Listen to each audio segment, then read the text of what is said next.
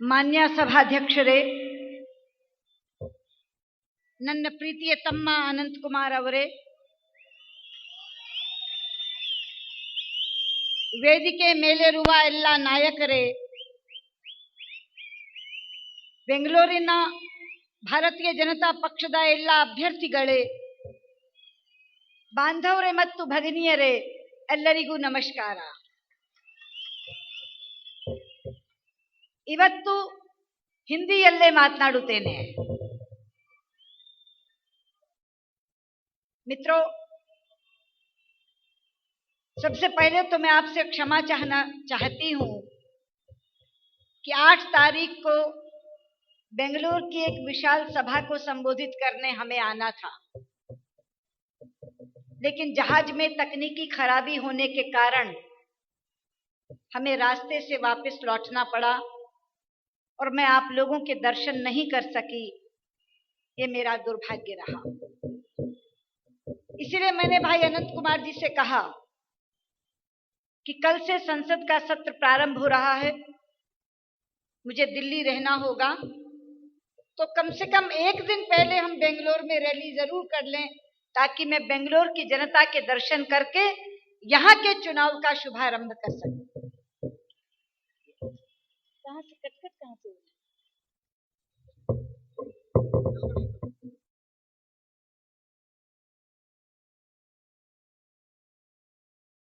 Hello,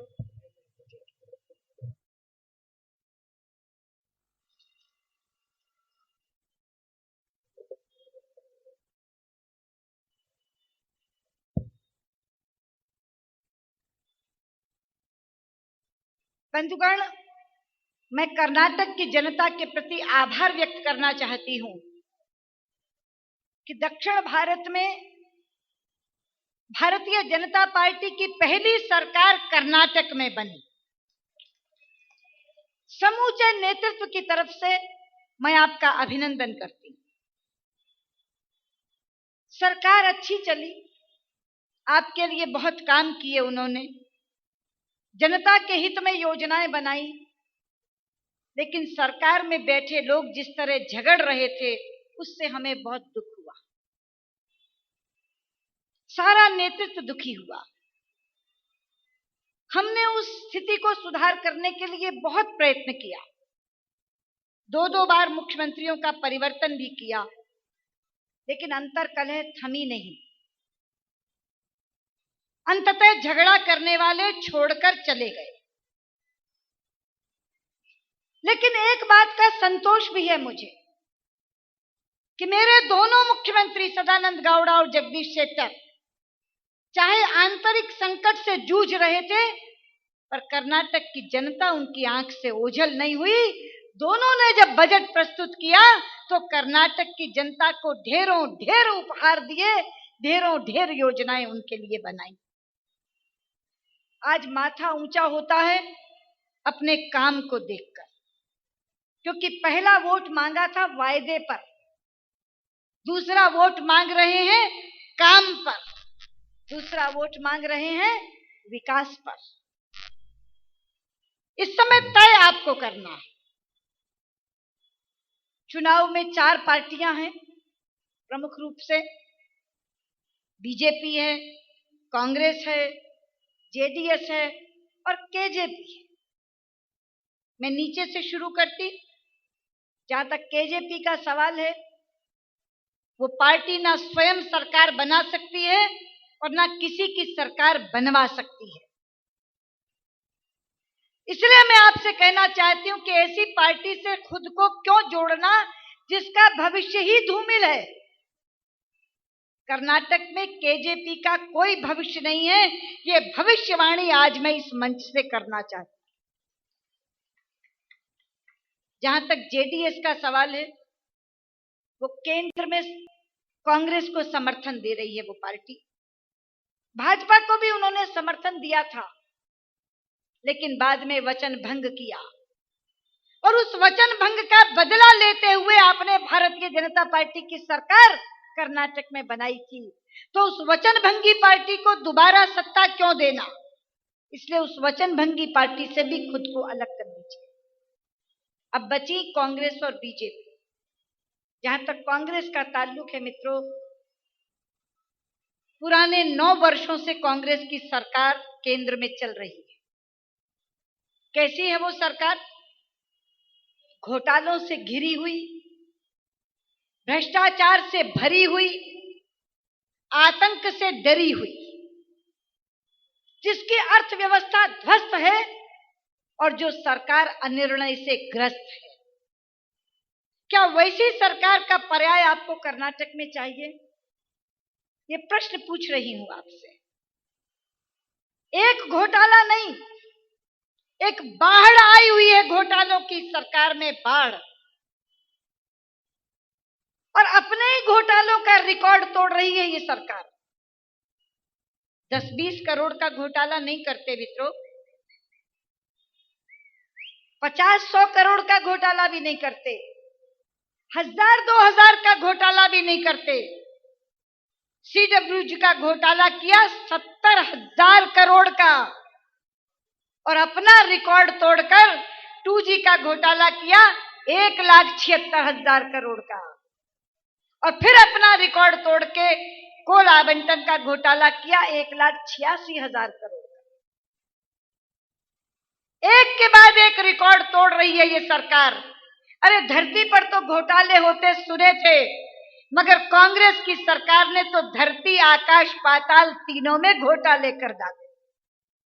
CWG का घोटाला धरती पर हुआ, खेल धरती पर हुए थे। 2G का घोटाला आकाश में हुआ, स्पेक्ट्रम का आवंटन का घोटाला, आकाश की लहरें बेच डाली, और कोयले का घोटाला पाताल में हुआ। तीनों लोकों में घोटाला करने वाली सरकार कांग्रेस की सरकार है। लेकिन इनकी निर्लज्जता देखिए। 2 दिन पहले JPC की एक ड्राफ्ट रिपोर्ट आई है। पूरी निर्लज्जता के साथ JPC ने उसमें प्रधानमंत्री मनमोहन सिंह और तत्कालीन वित्त मंत्री P चिदंबरम को पूरी तरह से बरी कर दिया है। लेकिन इतना ही नहीं किया, सबसे निष्कलंक प्रधानमंत्री अटल बिहारी वाजपेयी को कटघरे में खड़ा करते हुए उनके सिर दोष मढ़ने का काम किया। अनंत जी, पता नहीं आपने पढ़ी कि नहीं, इस रिपोर्ट में अटल बिहारी वाजपेयी, जसवंत सिंह जी और अरुण शौरी पर नाम से टिप्पणियां की। उन्होंने कहा कि 43,000 करोड़ का घाटा अटल बिहारी वाजपेयी ने करवाया। क्या कोई हिंदुस्तान का इंसान इस बात को स्वीकार कर सकता है? जिस अटल बिहारी वाजपेयी ने देश में संचार क्रांति करने का काम किया, आज उस पर ये आरोप मढ़ रहे हैं। वो अटल बिहारी वाजपेयी जो वर्षों से अस्वस्थ अपने घर पर लौटे हैं, बेशर्मी से आज उनको आरोपित करने का काम ये सरकार कर रही है। केवल घोटाले ही नहीं, हर महकमे में, हर विभाग में भ्रष्टाचार इस कदर बढ़ गया है कि कोई फाइल बिना पैसे खसकती नहीं। और जहां तक मैंने कहा कि घोटाले से घिरी, भ्रष्टाचार से भरी, तीसरी बात मैंने कही, आतंक से डरी। मित्रों, संसद के अंदर और संसद के बाहर और प्रधानमंत्री से मिलकर हम बार बार उन्हें ये कह चुके हैं कि पाकिस्तान से आप तब तक वार्ता बंद कर दीजिए जब तक पाकिस्तान अपने आतंक की ठिकानों को समाप्त नहीं कर देता। लेकिन हम हैरान हैं, चाहे 26/11 को मुंबई में ब्लास्ट हो जाए, चाहे बेंगलोर में 3 दिन पहले ब्लास्ट हो जाए, चाहे पाकिस्तान सेना के लोग सीमा के अंदर आकर हमारे सिपाहियों के सर काट के ले जाएं, लेकिन ये सरकार वार्ता जारी रखती है। जिस समय हमारे सिपाही शहीद हेमराज का सर कटा था, तो मैंने कहा था प्रधानमंत्री से कि पाकिस्तान के साथ वार्ता बंद कर दीजिए। तो 8 दिन के बाद बयान आया था, there can not be business as usual with Pakistan. मन को थोड़ा संतोष हुआ कि चलिए देर से जागे मगर जागे तो सही। मगर मित्रों, चंद दिन भी समाप्त नहीं हुए थे कि पाकिस्तान के प्रधानमंत्री अजमेर शरीफ आए तो भारत के विदेश मंत्री स्पेशल भोज देने के लिए अजमेर पहुंचे। उनके साथ क्रिकेट का खेल जारी है, हॉकी के लोगों को वीजा देना जारी है। बेंगलोर के लोग मरते हैं। जब मुंबई में हुआ था घटनाक्रम, तो बेंगलोर में आके कहा था प्रधानमंत्री ने कि बेंगलोर में हम एनएसजी का हब बनाएंगे। आज 3 साल उस बात को हो गई, आज तक बेंगलोर में एनएसजी का हब नहीं बना। आतंक से डरी हुई ये सरकार, अर्थव्यवस्था जिसकी ध्वस्त है, 5 और 6% की विकास दर, और 5 और 6% की विकास दर भी तब जब भाजपा शासित राज्य 10-10% की विकास दर दे रहे हैं। कृषि की विकास दर 3% तब जब भाजपा के शासित राज्य मध्य प्रदेश जैसे 18% की विकास दर दे रहे हैं। क्या ऐसी सरकार चाहिए आपको जो अनिर्णय से ग्रस्त है? कहते हैं कि ग्लोबल रिसेशन के कारण हमारी अर्थव्यवस्था खराब है। नहीं मित्रों, कुछ दिन पहले टाइम्स ऑफ इंडिया में छपा था, यहां भी छपा होगा, 7.5 लाख करोड़ के इंफ्रास्ट्रक्चर प्रोजेक्ट क्लियरेंस के लिए पड़े हैं। 7.5 लाख करोड़ के। कोई फाइल एक मेज से दूसरी मेज तक नहीं जा रही, कोई अधिकारी निर्णय नहीं कर रहा, किसी पर प्रधानमंत्री के हस्ताक्षर नहीं हो रहे। पूंजी निवेशक देश छोड़कर बाहर पूंजी लगाना चाहते हैं। ऐसी अनिर्णय की सरकार जो चल रही है, क्या उसका पर्याय आपको यहां चाहिए? इसके विपरीत भारतीय जनता पार्टी की सरकार चाहे एनडीए के तौर पर केंद्र में रही हो, चाहे कर्नाटक में रही हो, मैं गर्व से कह सकती हूं, बेंगलोर का और कर्नाटक का जब जब हित सधा है, वो तभी सधा है जब एनडीए की सरकार केंद्र में थी और जब बीजेपी की सरकार कर्नाटक में थी। बैठे हैं आपके बेंगलोर के एमपी भाई अनंत कुमार जी यहां। जिस समय सिविल एविएशन का महकमा दिया अटल जी ने, तो बेंगलोर को इंटरनेशनल एयरपोर्ट देने का काम अनंत कुमार ने किया। जब अर्बन डेवलपमेंट का महकमा दिया अटल जी ने, तो बेंगलोर को मेट्रो देने का काम अनंत कुमार ने किया। कावेरी स्टेज 4 कौन लेकर आया? किसके दस्तखत हुए थे? 990 मिलियन पर डे का पानी आपको मिलता था। आज हम गर्व से माथा ऊंचा करके कह सकते हैं कि उसमें 500 मिलियन पर डे पानी का इजाफा, उसकी बढ़ोतरी किसने की है? भारतीय जनता पार्टी की सरकार ने। और केवल शहर तक अपने विकास को सीमित नहीं रखा हमने। गांवों में 0% पर किसान को इंटरेस्ट देने वाली सरकार कौन सी है? पहली सरकार कर्नाटक की सरकार। कोई एक वर्ग ऐसा नहीं रहा जो हमारी आंख से ओझल हुआ हो। अगर महिलाओं के लिए भाग्य लक्ष्मी योजना बनी, तो बुजुर्गों के लिए संध्या योजना, संध्या सुरक्षा योजना बनी। किसानों के लिए भू चेतना योजना बनी। एक एक वर्ग को सामने रखकर हमारे मुख्यमंत्रियों ने बजट प्रस्तुत किए और कर्नाटक की जनता के सामने कल्याण का काम भी किया और विकास का काम भी किया।